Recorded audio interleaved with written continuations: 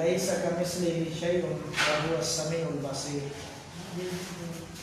اللہ تعالیٰ کی مانند، اللہ تعالیٰ کی مثل، اللہ تعالیٰ جیسی کوئی بھی چیز نہیں ہے مخلوقات میں سے۔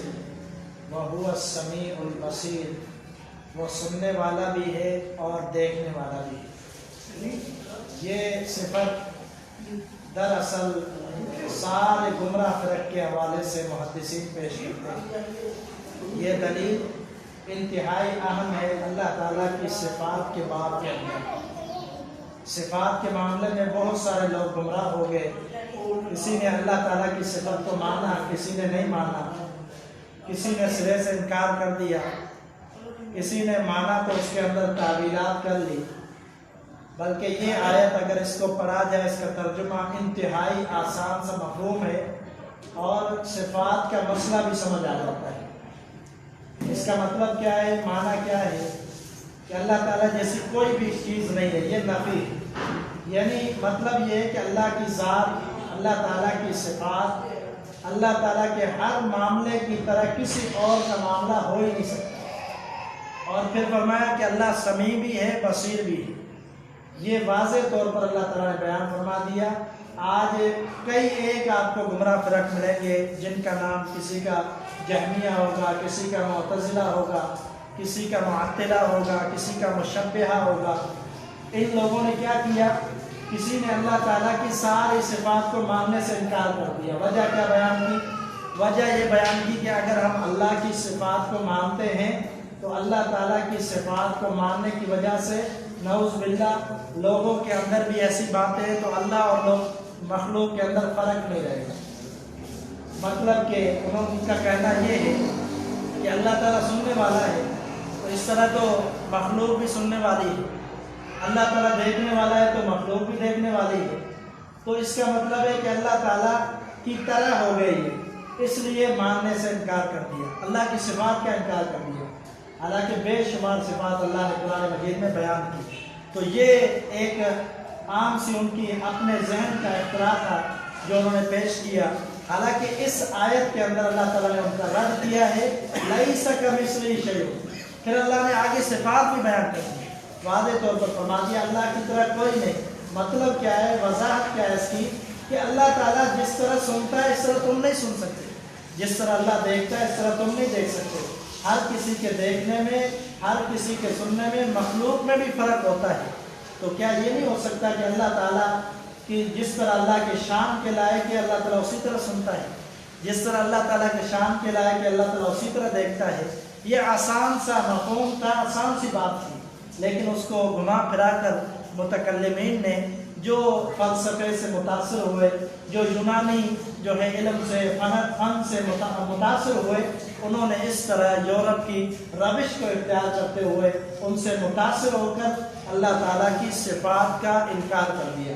بعض نے اللہ کی صفات کا انکار نہیں کیا، بعض نے اللہ کی صفات کا اسی وجہ سے انکار کر لیا، لیکن بعض نے نعوذ باللہ یہ کہہ دیا کہ اللہ تعالیٰ کی صفات اسی طرح ہے جس طرح انسان کی صفات ہے، جس طرح دوسری مخلوقات کی، جس طرح نعوذ باللہ کہتے ہیں کہ جس طرح ہمارا ہاتھ ہے نعوذ باللہ اللہ کا ہاتھ بھی اسی طرح ہے، جس طرح اللہ تعالیٰ کا معاملہ اللہ نے پنڈلی کا ذکر ہے حدیث میں تو نعوذ باللہ اسی طرح جس طرح انسان کی ہے۔ تو یہ بھی گمراہ فرقہ ہے، حالانکہ اللہ تعالیٰ نے یہاں ان کا بھی رد کیا ہے۔ اللہ تعالیٰ نے فرمایا کہ لیس کمثلہ شیء، اللہ تعالیٰ کی طرح کوئی چیز نہیں ہے، جس کا مطلب ہے اللہ کے ہاتھ کی طرح کسی کا ہاتھ نہیں ہے، اللہ تعالیٰ کی پنڈلی کی طرح کسی کی پنڈلی نہیں ہے۔ اللہ تعالیٰ کی جو بھی صفات بیان کی گئی ہے وہ اللہ کے شان کے لائق، جس طرح اللہ کے لائق ہیں وہ اسی طرح ہے۔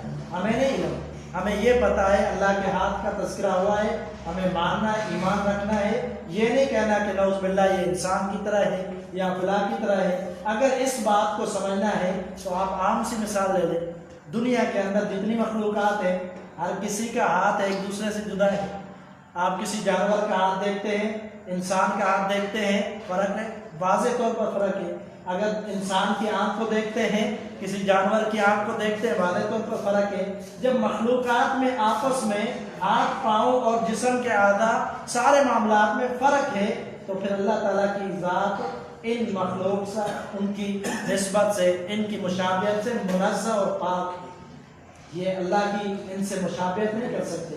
اللہ نے فرمایا اللہ جیسی کوئی چیز ہی نہیں ہے، جس کا مطلب ہے اللہ تعالیٰ کی ہر صفت اللہ کی شان کے لائق ہے، جس طرح اللہ کی ہے وہ اللہ جانتا ہے۔ اللہ نے بیان نہیں کیا، اللہ نے یہ بتلا دیا کہ اللہ تعالیٰ کا ہاتھ ہے۔ قرآن میں کافی دفعہ یہ ذکر ہوا ہے، جس کا مطلب یہ ہے کہ اللہ تعالیٰ کا ہاتھ ہے، یہ ایمان رکھنا ہے۔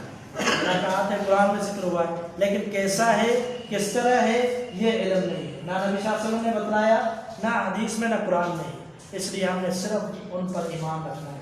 تو یہ صفات کے باب کے اندر بہت سارے لوگوں نے گمراہ ہو گئے اور شرک کر بیٹھے اللہ تعالیٰ کی ذات کے ساتھ۔ ہم نے عام عقیدہ یہ ہے صفات کے بارے میں جو محدثین نے بیان کیا اور سلف نے بیان کیا کہ اللہ تعالیٰ کی ذات صفات والی ذات ہے، اللہ تعالیٰ کی ساری صفات کامل ہیں، مکمل ہیں، ان کے اندر کوئی نقص نہیں ہے، اور اللہ تعالیٰ کی صفات اسی طرح ہیں جو اللہ کی شان کے لائق ہے۔ ہم نے کوئی مثال بیان نہیں کرنی، نہ ہی اللہ تعالیٰ کے ساتھ کسی اور کو تشبیہ دینی ہے۔ یہ اہم بات اللہ تعالیٰ نے اس پارے کے اندر بیان کی۔ دوسری بات اللہ نے فرمایا وما اصابکم من مصیبت فبما کسبت ایدیکم ویعفو عن کثیر۔ اللہ تعالیٰ نے فرمایا کہ جو تمہارے اوپر مصیبتیں آتی ہیں یہ تمہارے ہاتھوں کی کمائی ہے، ویعفو عن کثیر، لیکن یہ بھی یاد رکھنا اللہ تعالیٰ تمہارے بہت ساری خطاؤں کو معاف کر دیتا ہے۔ ہر خطا، ہر گناہ کی وجہ سے اللہ تمہیں سزا نہیں دیتا، چاہے تو اللہ دے سکتا ہے، لیکن اللہ تعالیٰ یعفو عن کثیر، اللہ فرماتا ہے بہت سارے گناہوں کو معاف کر دیتے ہیں۔ یہ جو تمہیں تھوڑی بہت سزا ملتی ہے یہ تو کم گناہوں کی وجہ سے ملتی ہے۔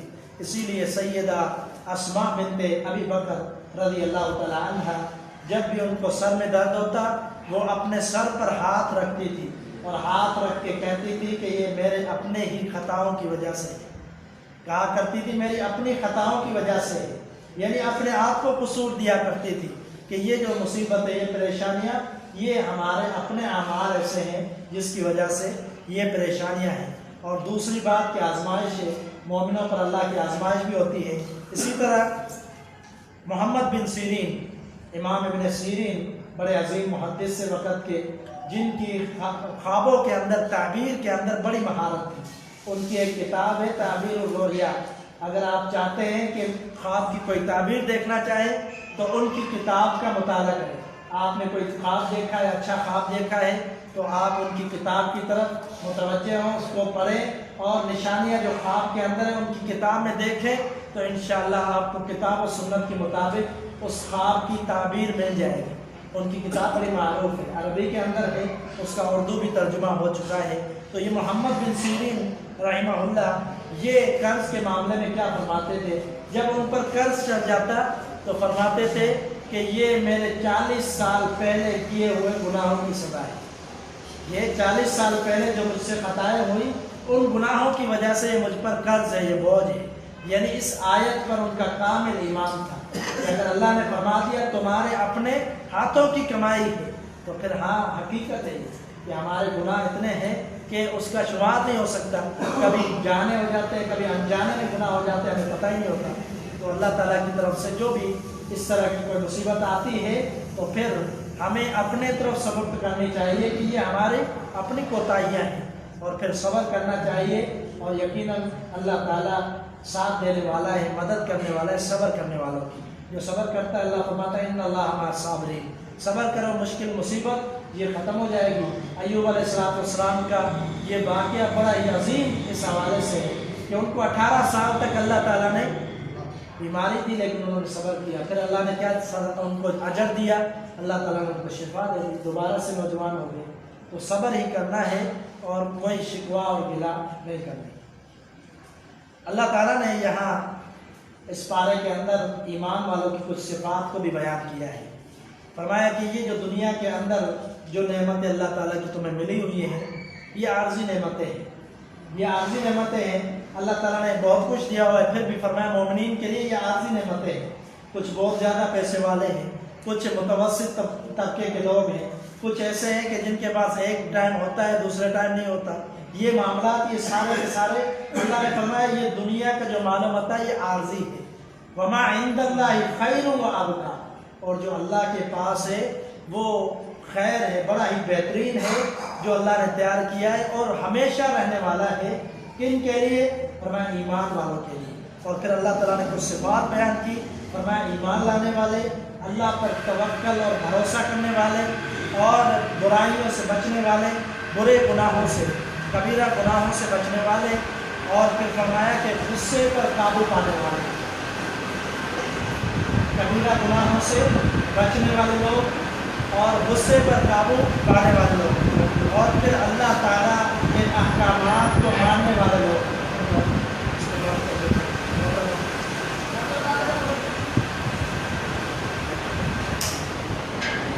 ایمان والوں کے اللہ تعالیٰ نے صفات بیان کی، فرمایا اللہ پر بھروسہ اور توکل کرنے والے ہیں، وَعَلَى اللَّهِ فَلْيَتَوَكَّلِ الْمُؤْمِنُونَ، اللہ نے فرمایا ایمان والے ہی اللہ پر بھروسہ کرتے ہیں۔ اور بڑی معروف حدیث ہے نبی صلی اللہ علیہ وسلم کی، آپ نے فرمایا لو توکلتم علی اللہ حق توکلہ، اللہ پر اگر تم حقیقی توکل کرو تو اللہ تعالیٰ تمہیں رزق اس طرح دے گا جس طرح پرندوں کو دیتا ہے۔ وہ صبح کو نکلتے ہیں، پیٹ خالی ہوتا ہے، لیکن ان کے پاس کوئی تجارت، ان کا کوئی کاروبار نہیں ہے، بلکہ شام کو آتے ہیں تو ان کا پیٹ بھرا ہوا ہوتا ہے، تو ان کی اللہ پر توکل ہوتی ہے۔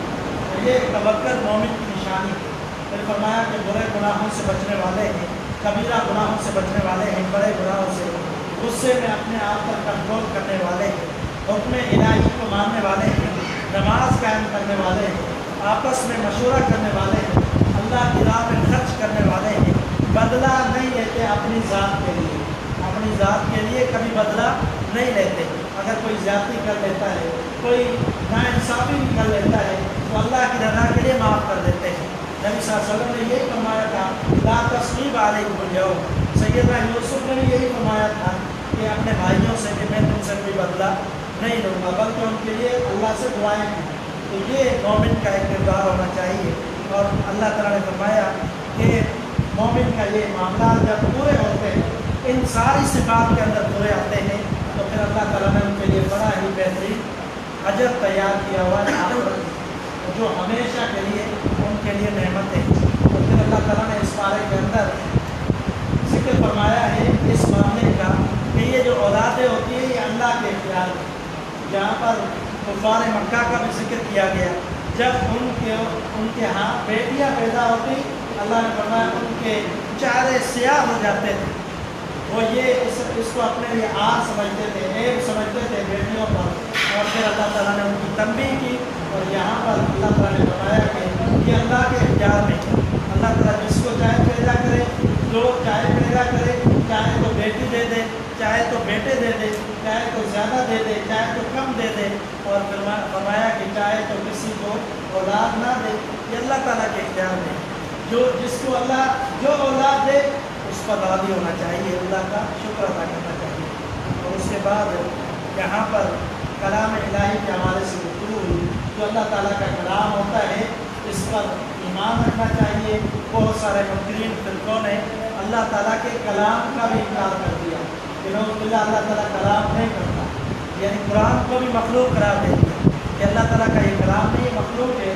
حالانکہ بار بار قرآن مجید کے اندر بہت ساری آیات آپ کو ملے گی، واضح طور پر اللہ نے فرمایا کہ اللہ نے سیدنا موسیٰ سے کلام کیا، تو اللہ تعالیٰ نے وحی کی کچھ قسمیں بیان کی ہیں، اور فرمایا کہ وحی کی کچھ قسمیں ہیں، جن میں سے ایک یہ ہے کہ اللہ تعالیٰ کسی کے دل میں القاء کر دیتا ہے، وحی کرتا ہے اللہ تعالیٰ، اور اللہ تعالیٰ کسی سے بات کرتا ہے تو پردے میں بات کرتا ہے، جس طرح سیدنا موسیٰ علیہ السلام سے بات کی، اللہ تعالیٰ نے روبرو بات نہیں کی، سیدنا موسیٰ نے اللہ کو نہیں دیکھا، لیکن اللہ کا کلام دیکھا، اللہ کا کلام سنا، تو اللہ نے فرمایا اس طرح ہوتا ہے، یا اللہ تعالیٰ اپنے رسول کو بھیجتا ہے، جو رسول اللہ تعالیٰ کی طرف سے مبعوث ہوتا ہے، اور فرشتے اس کی طرف وحی لے کر آتے ہیں۔ یہاں سے بڑی اہم بات پتہ چلتی ہے کہ جو حدیث ہے وہ بھی اللہ تعالیٰ کی طرف سے وحی ہے، یعنی حدیث بھی اللہ تعالیٰ کی طرف سے ہے، قرآن بھی اللہ کی طرف سے ہے۔ اللہ نے فرمایا کہ وحی کہ یہ جو تین طریقے اللہ نے بیان فرمائے، ان میں ایک یہ ہے کہ رسول کو اللہ بھیجتا ہے، پھر اس پر وحی نازل کرتا ہے، تو جو بھی رسول بات کرتا ہے وہ بھی در حقیقت اللہ کی طرف سے ہوتی ہے۔ نبی علیہ السلام نے فرمایا کہ اللہ تعالیٰ نے مجھے قرآن دیا ہے اور اسی جیسی ایک اور چیز دی، جس جس کا مطلب ہے حدیث، اللہ کے رسول کا فرمان۔ تو بہت سارے گمراہ فرقوں نے نبی صلی اللہ علیہ وسلم کی حدیث کا انکار کر دیا اور کہا کہ ہمارے لیے قرآن کافی ہے۔ تو کبھی بھی قرآن کافی نہیں ہو سکتا، دین کا عمل کرنے کے لیے اللہ تعالیٰ سے دعا ہے کہ اللہ تعالیٰ جو سنا سنایا اس پر عمل کی توفیق عطا فرمائے۔